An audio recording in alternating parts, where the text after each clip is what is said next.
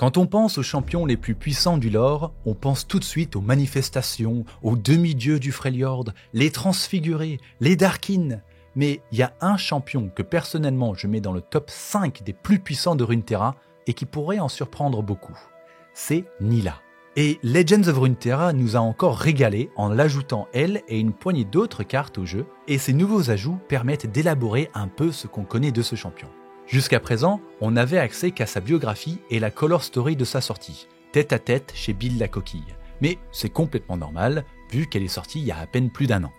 Bien que l'histoire que racontent ces nouvelles cartes a vraisemblablement peu de chances d'être canon au lore, j'expliquerai pourquoi plus tard dans la vidéo, on en apprend un peu plus sur la personnalité et surtout le potentiel de Nilah.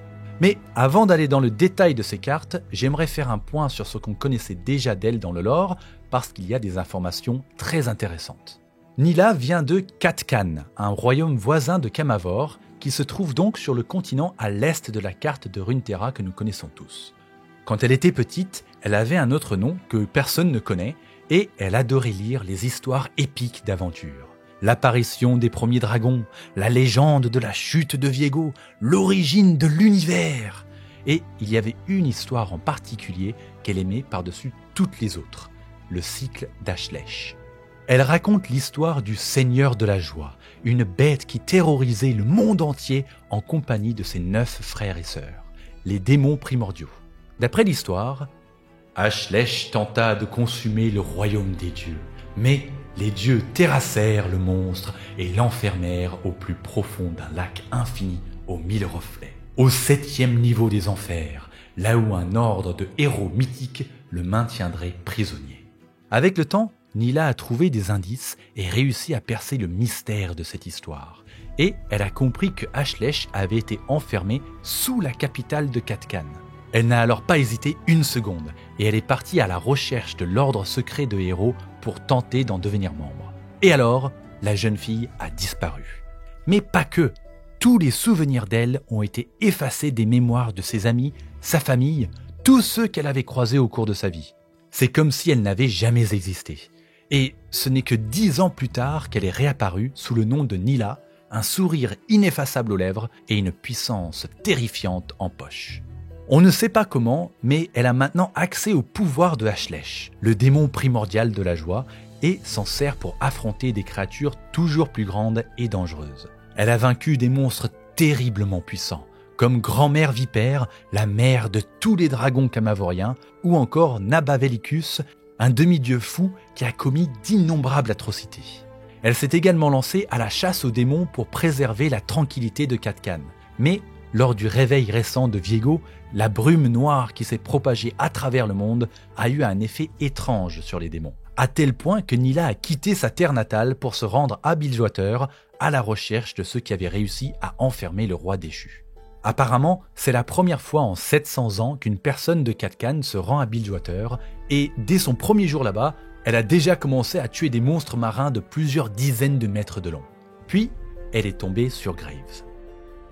Et donc, pourquoi tu cherches les sentinelles exactement ? Le groupe s'est en quelque sorte séparé, et j'ai déjà revendu toutes mes affaires, donc si c'est des pierres magiques ou un truc du genre que tu veux, c'est raté. Viego de Kamavor finira par se libérer. La magie qui le retient vient d'Elia, et elle ne cesse de faiblir. Mon peuple est en grand danger. On l'a déjà battu une fois. Il est fort, mais on peut le vaincre une seconde fois. Ce n'est pas lui le véritable danger, Malcolm Graves. Sa ruine a donné naissance à une nouvelle forme de magie, et cela rend les démons fous, suffisamment pour sortir leurs ancêtres primordiaux de leur torpeur. 10 seigneurs depuis longtemps oubliés, qui jamais ne doivent être réveillés. J'avoue que j'étais ravi de lire ça quand Nilah est sortie. Des informations potentielles sur les démons primordiaux, qui sont tout de même un grand mystère dans le lore. À part Fiddlesticks et maintenant Ashlech, on ne connaît rien d'eux. La mission de Nilah serait donc de s'assurer que les démons primordiaux ne se réveillent pas. Et aussi que, si jamais ils se réveillent, elle et le reste du monde soient prêts à les affronter. Mais les cartes de Legends of Runeterra ne parlent pas de ça. Il y a une storyline différente, mais qui correspond quand même bien à la personnalité de Nilah et sa tendance à combattre les plus grandes menaces disponibles à proximité. On apprend sur sa carte qu'elle a décidé de partir au Freljord pour affronter Volibear. Au nord, un nouveau défi attend Nilah et son équipage de chasseurs de monstres. Une créature au nom de Volibear menace de détruire le Freljord qui le vénérait autrefois.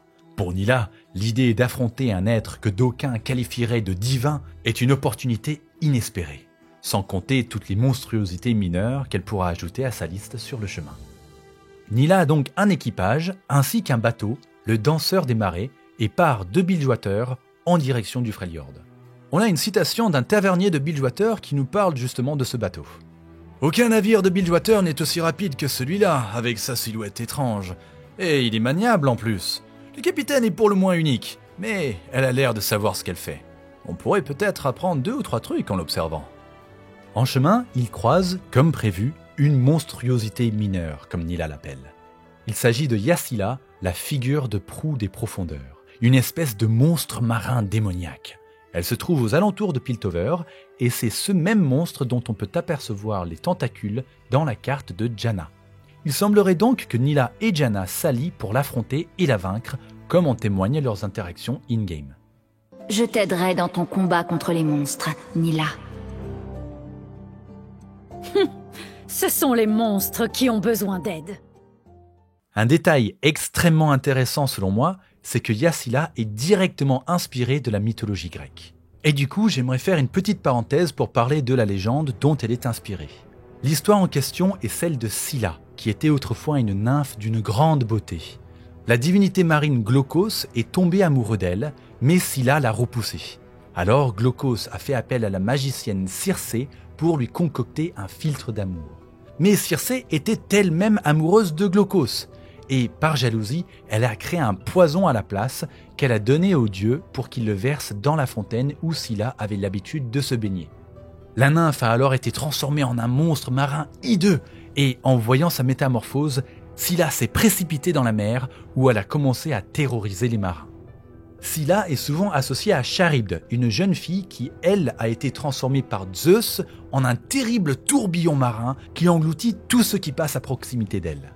C'était sa punition pour avoir tenté de voler une partie du troupeau de bœufs que Hercule ramenait de ses 10e travaux après avoir affronté Gérion. Dans les histoires, Scylla et Charybde résident de part et d'autre d'un détroit qu'on suppose être le détroit de Messine. Les marins qui passaient par là devaient alors soit passer près de Charybde et risquer de se faire engloutir, soit passer près de Scylla et risquer de se faire détruire par ses tentacules.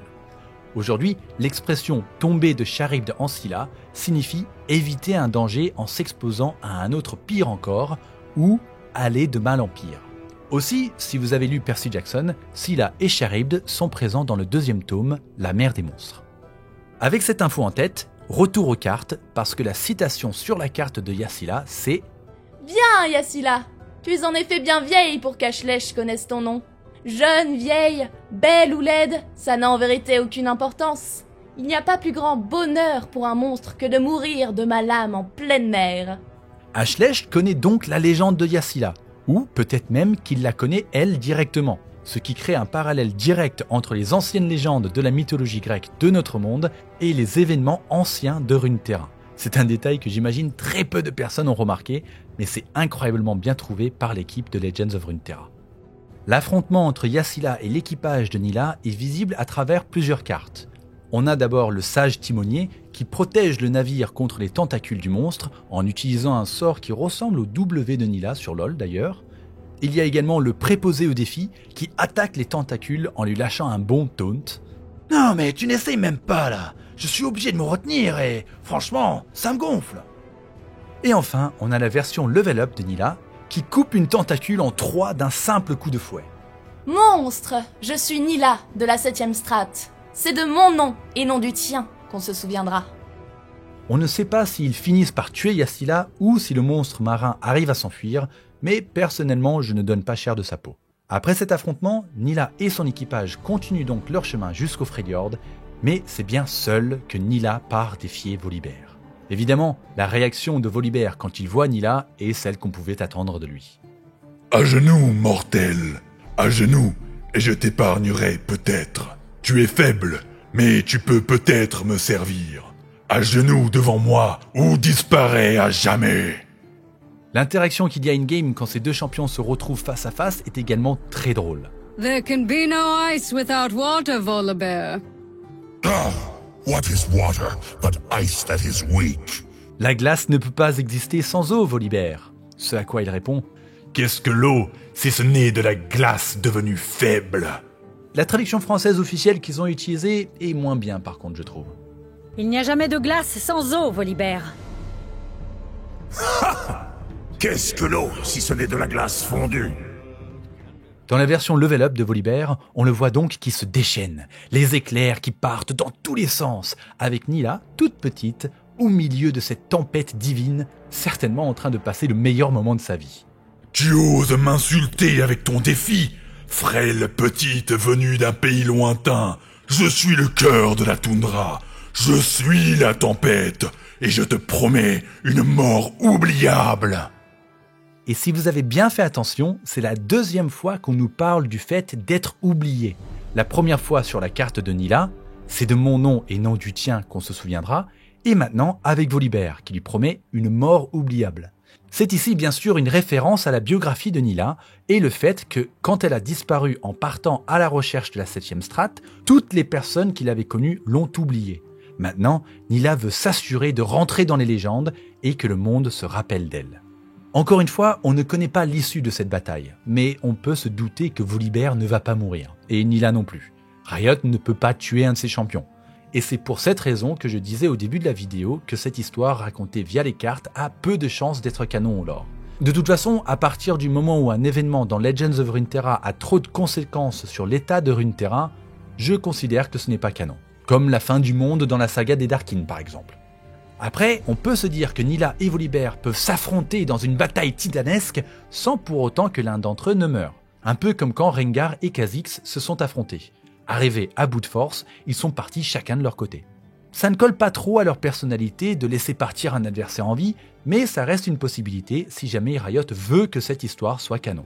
En tout cas, canon ou pas, ça permet de confirmer le niveau de puissance de Nilah et confirmer qu'elle pourra être un élément clé dans de futurs événements de grande envergure à travers Runeterra, dans le MMORPG notamment. Dernier petit détail de toute cette histoire, dans la vidéo de présentation des cartes de Volibear et ses followers, on voit à la toute fin qu'apparemment, après avoir affronté Volibear au Freljord, Nilah se rend alors aux îles obscures. J'avoue que ce n'est que après avoir presque terminé le montage de cette vidéo que je m'en suis rendu compte. En termes de puissants monstres à affronter, c'est vrai que les îles obscures en ont à revendre. Et en plus, ils s'attaquent souvent à Bilgewater, donc Nilah doit déjà avoir quelques informations sur eux. J'ai vraiment hâte de découvrir ce que Riot nous a prévu sur ce plan-là. Voilà tout pour aujourd'hui. J'espère que cette vidéo vous a plu, avec le petit aparté sur la mythologie grecque en plus. Si c'était le cas, pensez à laisser un like, un commentaire ou partager la vidéo. Moi, je vous dis à la prochaine.